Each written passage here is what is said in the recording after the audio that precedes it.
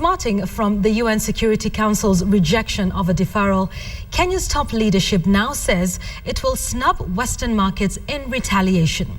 Britain, France, the United States and 5 other nations have been termed as hostile nations.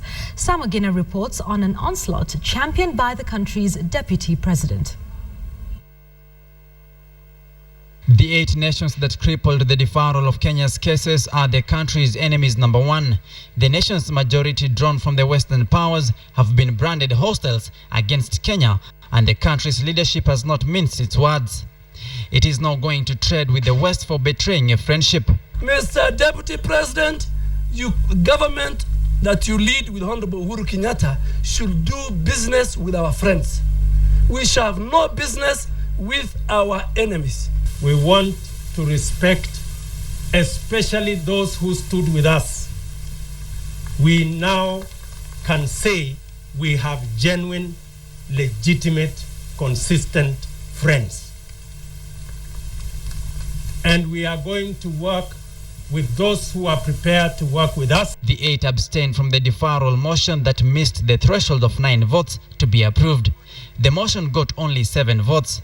And now, the United States, France, Britain, Guatemala, Argentina, South Korea, Australia and Luxembourg are on the country's crosshairs. For abstaining from the vote, they have been slammed as cowards, the US being a superpower notwithstanding. They call themselves superpowers. Don't abstain. You don't become cowards. Don't become cowards. Say we oppose deferral. Tulikuwa tunauliza 1 year government ya Kenya ambao ilichaguliwa Jubilee government ipewe nafasi president na deputy president waweke structures ndio serikali iweze kwenda mbele. We were not asking for gold or favors. Despite the setback at the UN Security Council, the deputy president says the decision will not dampen the spirit of the president and himself to serve the country.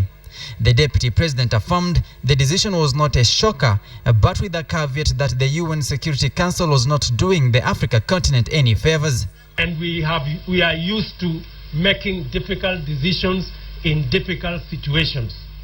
So what happened yesterday is not out of the ordinary. We know what to do. We will work with the decision that was made. We know how to take our country forward. I think Britain, US na countries ingine need to appreciate that when a friend is making a request, just like when they make a request we support them, they need to sit also with developing countries like Kenya and show respect. Hatutaki rais wetu aende ICC. Mumesikia tukisema na tunasema tena na tunamwambia hata William Ruto asiende. Focus is now on the Assembly of State Parties, where ICC member states meet from 20th of November. Kenya will be sponsoring an amendment to alter the functions and conduct of the prosecution's office, while Britain says it will push for trials via video link to accommodate the Kenya's leadership dilemma. Samogina, KTN. Now, legal experts say the ICC cases against President Uhuru Kenyatta and his deputy William Ruto are personal and that the court's appeal chambers can address their concerns. Patrick Amimo now brings us a legal insight into that decision taken by the UN Security Council yesterday. The government's bid at the UN Security Council to have the cases facing President Uhuru Kenyatta and Deputy President William Ruto at The Hague postponed for a year failed after only 7 members, including Russia and China, supported it. The UN security resolutions require 9 votes and no vetoes by any of the 5 permanent members for approval.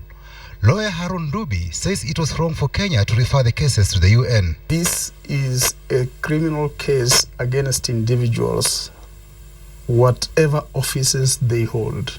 Then, what options does Uhuruto team have if they are still keen to have the cases deferred? If they can demonstrate to the International Criminal Court, the trial chamber, that there is an abuse of court process, then the court has jurisdiction to terminate those cases. 2, they may persuade the prosecutor that actually she does not have a good cause because they have exchanged the evidence that they have. There were appeals against the confirmation. Maybe that's yet another forum they can pursue to the appeal chambers to see that the cases ought not to have been confirmed in the first place because of the various weaknesses that they keep pointing out in the various forums that they debate or discuss these matters. A section of politicians are now agitating to have President Uhuru and his deputy William Ruto to boycott the Hague process. Lawyer Harun Dubi says this could make the ICC issue warrants of arrests and also complicate Kenya's economic position should economic sanctions be leveled against Kenya by member states and all those countries that support international criminal justice. Deputy President William Ruto says the way members of the UN Security Council voted will now enable Kenya to know their friends and enemies. My answer is that those who want to close any opportunity to discover or know the truth, even if the truth is painful to anyone, those will be the enemies of Kenya. The people who are saying let this process go ahead to the conclusion are the true friends of Kenya. The US says it abstained from voting because proceedings facing Uhuru and Ruto can best be addressed within the framework of the courts and its assembly of state parties. It says families of victims of the post-election violence have waited for more than 5 years and that justice for victims of that violence is critical to Kenya's long-term peace and security. It also noted that the Assembly of State Parties, which is expected to meet next week, is working to enable the trial proceedings to be conducted in a manner that will not affect defendants' ability to continue doing their state responsibilities.